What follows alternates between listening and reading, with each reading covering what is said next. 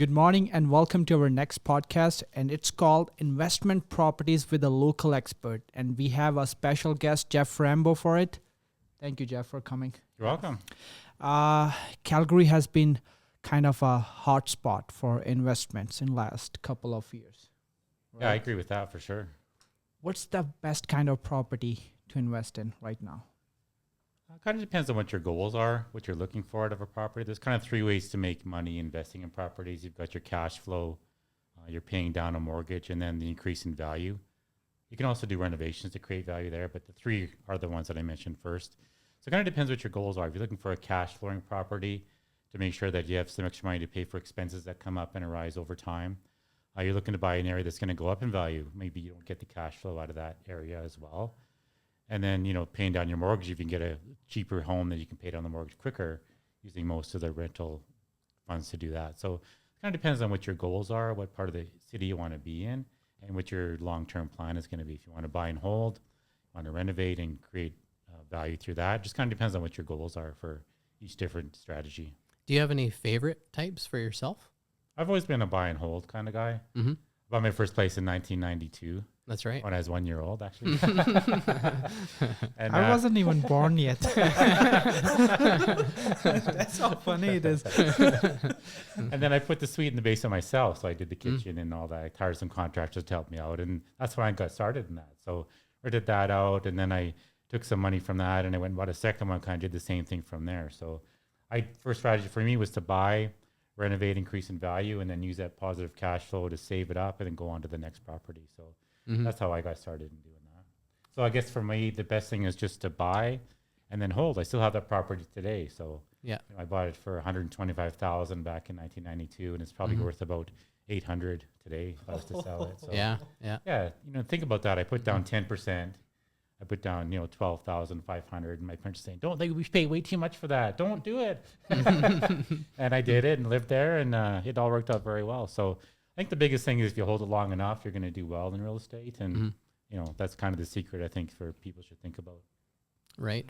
Yeah, I guess there's other various strategies out there. Like I've heard of BRRRR, the buy, renovate, refinance, and repeat. Yeah, that's kind perfect. of thing. That's kind of like that as well, right? Yeah, that's right. I've seen you do that one too. Right. Yeah, worked good because you can pull out your extra, capital from that appreciation, the value after you've renovated, and then kind of do it again. Yeah, that's right. To follow. Yeah, exactly. Mm-hmm.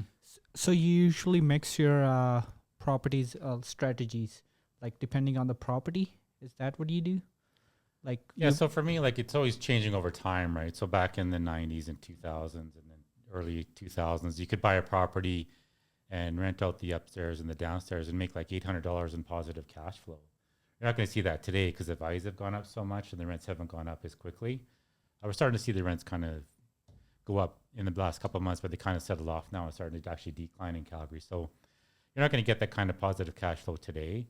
But if you're going to buy farther out in outlying areas, you might be able to get some stronger properties for that as well. So it just kind of depends on, what you're looking for that. So for me, I bought those properties a long time ago. I paid them down. I've refinanced. I've bought more properties with that. So if I was starting off today, what I would do is I would try to get a first property, maybe do what Dave mentioned, the renovate, increase the value, refinance it, and then go to the next one from there if I was to start off today. Mm-hmm. Yeah, the refinancing aspect I thought was kind of cool because you're literally pulling out money from your property tax-free at that right. point. So then you can reinvest it into the next property. Right. Mm-hmm. When is a good time to invest in real estate? I know the first good time was 1992.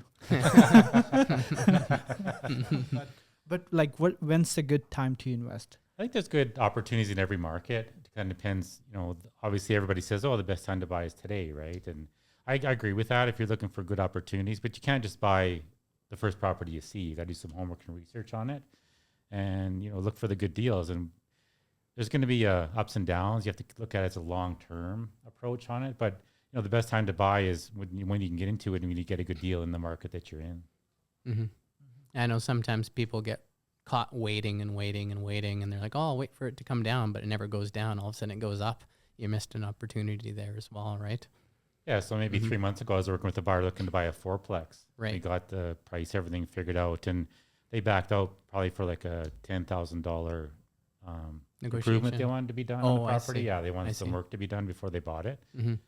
And they actually backed away from the property, and then it sold for $30,000 more than our deal was Right. 2 weeks later. Yeah. But I told them, if you would have held that property within 2 months, your income from the rent is going to cover that $10,000. They were very short-term thinkers. Right. You know, fast forward 10 years, that $10,000 isn't going to matter at all. Mm-hmm. But now they miss out on the opportunity, and they actually lost $30,000 because somebody else bought it for that higher value. So, you know, like you said, it's, investing is a bit different than buying a home for you or I to live in, you know, because there's an emotional attachment to it. Investment's pretty much more about the investment and the number side of it. If the numbers work and it makes sense and you have a long-term approach, it's, in my opinion, it's hard to go wrong. When you bought your first house, 92, was that direction you wanted to go in, like investment? Did you plan it out back then? Yeah, so actually my brother and I went to an investment seminar. Tom Vu was the name of the seminar back in, you know, like early 90s. Similar to what you see, like some of the guys do, like Scott McGilvery does his thing, or the Real Estate Investment Network. So when I went to this investment in the early 90s, and we thought, yeah, that's a great idea. What a great way to build wealth. And so him and I both went on our journeys and bought that property and kind of grew my portfolio from there. So yeah, that was kind of part of my plan. My wife wasn't really involved and or too excited about it over time, but she kind of came around and it worked out well. Okay. Yeah. How do you determine that property, that specific property is a good investment? What are the factors? So today, looking at properties, you want to look at the cash flow is a big part of it, the condition of the property. If it's not a brand new build, a roof only lasts so long, right? So what's the economic life of that roof? You're going to have to replace it at some point. What's the furnace? What's the condition of all the main components of the home, right? So that's a big part of what you're looking for. Again, it's an investment. So if you have to put a $10,000 furnace in, when are you going to do that? How are you going to fund that? So you have to look at all the numbers, is a very important part of it.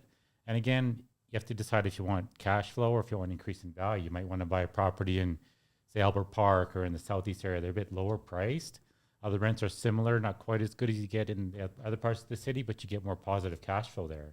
You're not going to get the same type of tenant maybe as in those areas as you would in a higher end community, but that's your goal. You want to get more cash flow and use that money for other things. So if you want to buy a property in a high end area, you know, you're going to get a great tenant, maybe you have zero issues, but you're not going to get that positive cash flow.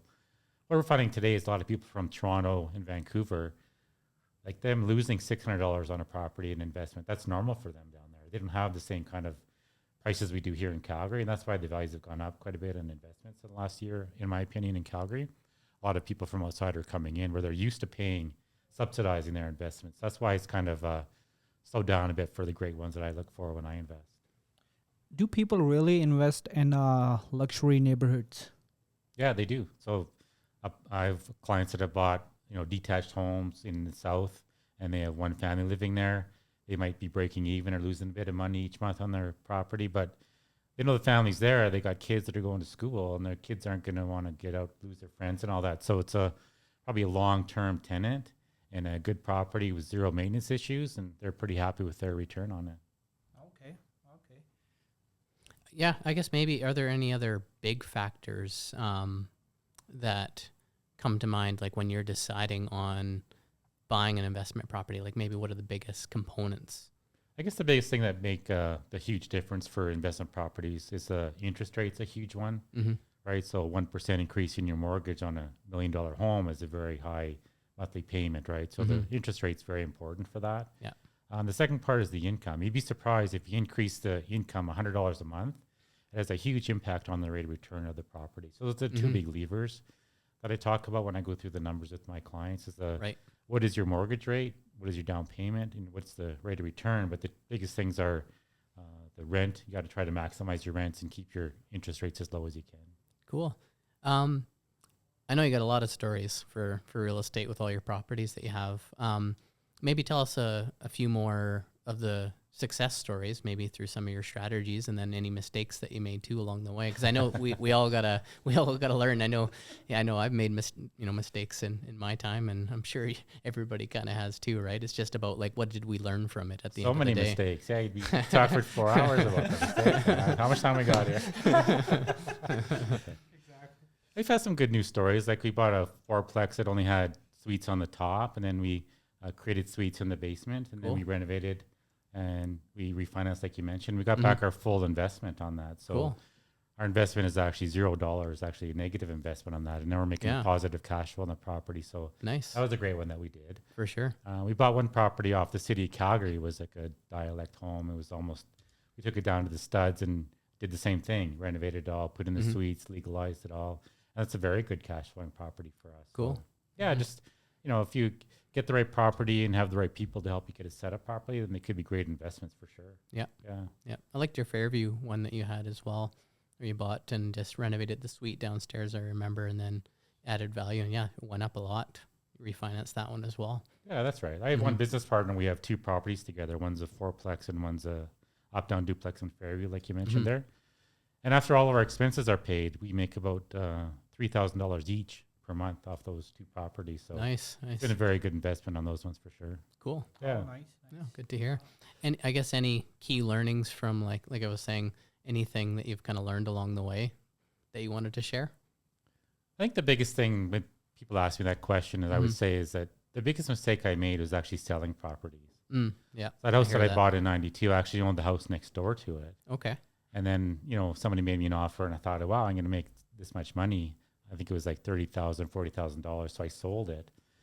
And then every time I drive past it, I know how much money I lost based on what I sold it for, which is what it's worth today, right? And there's a lot of development opportunities I could have done with that as well. So, and I've bought and sold properties over the years. And I think the biggest thing is actually just selling the properties, because they're always going up in value. They're good investments. And, you know, what else are you going to do with the money if you're getting a 10 or 12% return on it? It's a pretty good rate of return. Just keep it, let it do its thing, and continue with that. Well, rents always go up progressively over time as well. So everything kind of evens out and then your returns get even higher. Exactly. Each year. That's right. Mm-hmm. Time is your friend when you're investing in properties, for sure. Yeah, fair enough. What was the name of that investment seminar you went to? Tom Vu. Tom Vu. I hope this inspires somebody, you know, this podcast to become a real estate investor, like Tom Vu inspired you, and you know, maybe we'll get some calls for investing properties.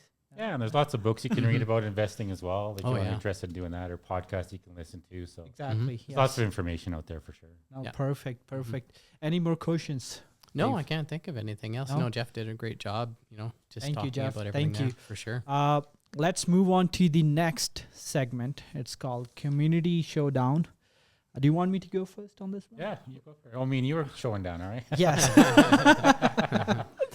All right.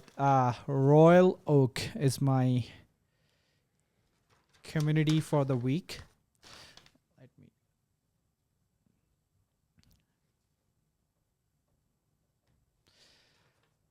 Okay. A very vibrant and family-friendly community in Northwest Calgary. Established in 1992.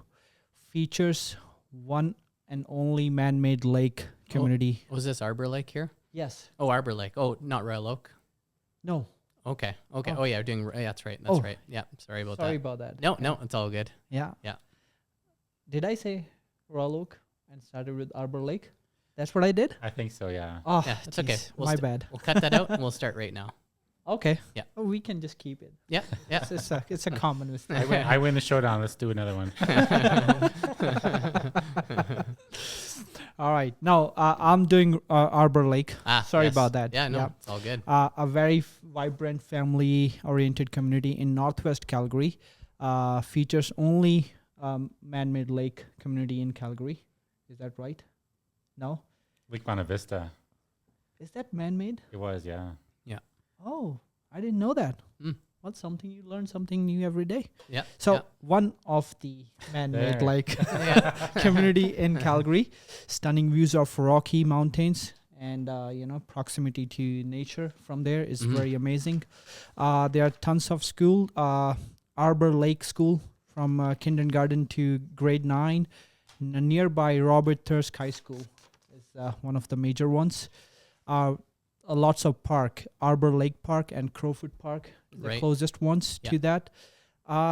Crowfoot Crossing Shopping Center. Mm. You know, I believe that shopping center serves many communities. Right. Yeah, like You know? Hawkwood and all the surrounding Exactly, ones. one of the biggest one in our Calgary. Mhm.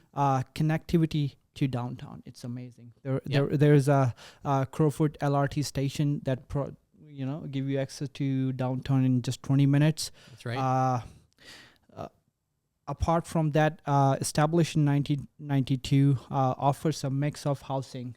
There are single family detached house with big garage and spacious yards. And there are new, like you mentioned in last podcast in Altador, they are tearing some down and building new ones for that. And townhouses, duplexes, condominiums, just take your pick. But that's right. A lot of mixed houses there.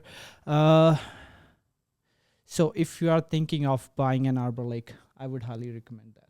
Yeah, it's pretty cool mixed community. They even had that one area that was that big farm area that they finally got access to and then developed it. So there's a little section in Arbor Lake that's got new homes in it as well. And that came up in the last, I can't remember when it was, must have been 2018 from? Yeah, I think that, probably sounds about right. I was going to say about 5-6 years or yes, something I think like that. It started in 2018, something like that. Yeah, that makes sense. Yeah. Jeff, your turn. Okay, good. I'm going to talk about Fairview today. It's in southeast Calgary. It's pretty close to downtown as well. McLeod Trail and Glenmore Trail is kind of where the connecting roads are for that. It's an older area built in the 50s as well, and there's lots of redevelopment going on in terms of people taking those older homes and renovating them, putting in suites in the basement again as far as the investment side of that. There's lots of schools there as well. It's very close to Chinook Center.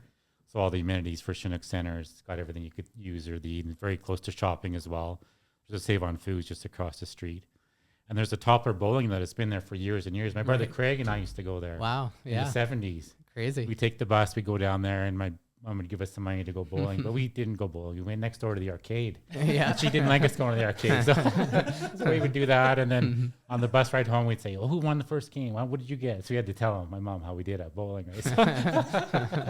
So it's an older community with stuff like that, with lots of memories for me there as well. But people moving in, there's lots of new homes, renovated homes that are there. It's very close to downtown, close to LRT to get access through the city. And it's very popular as well. So I would live in that community as well. Yeah, you kind of taught me something about that area in terms of like the pricing kind of being at that sweet spot for investments as well, especially when you're suiting those homes. It's just affordable enough where you can get a positive cash flow out of it from time to time, depending what you buy at and the work that you do. Yeah, that's right. Yeah. I know you got a client that had a property there, did very well with it as well. Yeah. Yeah. No, perfect. Awesome. Cool. Awesome. Thank you so much. Moving on to the next segment. Let's do... So this is our fun segment, and it's called "What Celebrity Would You Think would be a good real estate agent?" Am I going first? Dave, you want to go first? Dave? Sure, Yeah. I'll do it. I think I'm kind of stealing the show. The Harvey Specter character from Suits, right? He's obviously a wheeler and dealer, and I definitely pick him. He can be on my team. Anytime, but yeah, Gabriel, I think it's Mock. I don't know how to pronounce his last name properly. Sorry, but yeah, very charismatic, character there, and yeah, you can see, they had a law firm, so they knew how to talk to people, and that was a key thing as well. That was a great show. I loved that show. Watching it, it was awesome. Yeah, pretty smart for sure.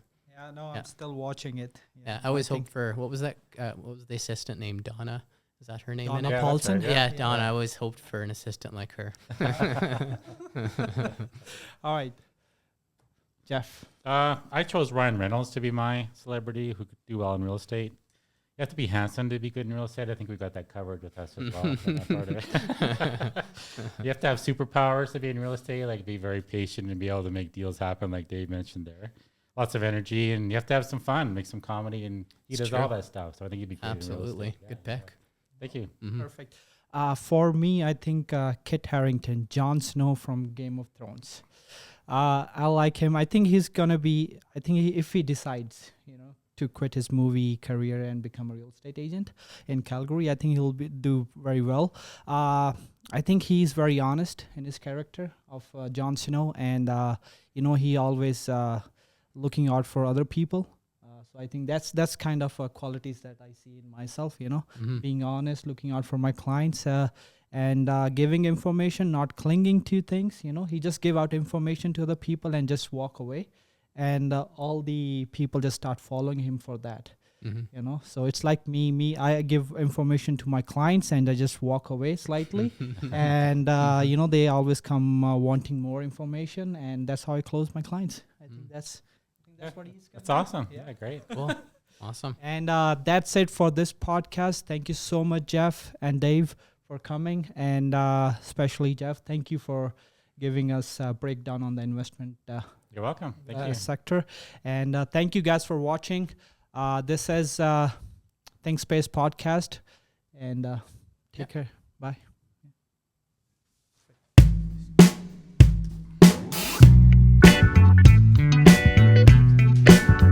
That's fun. Yeah, just something, right? Yeah. It's engaging. It only takes like half an hour to do one kind Yeah. of thing. And pretty good. Just talk.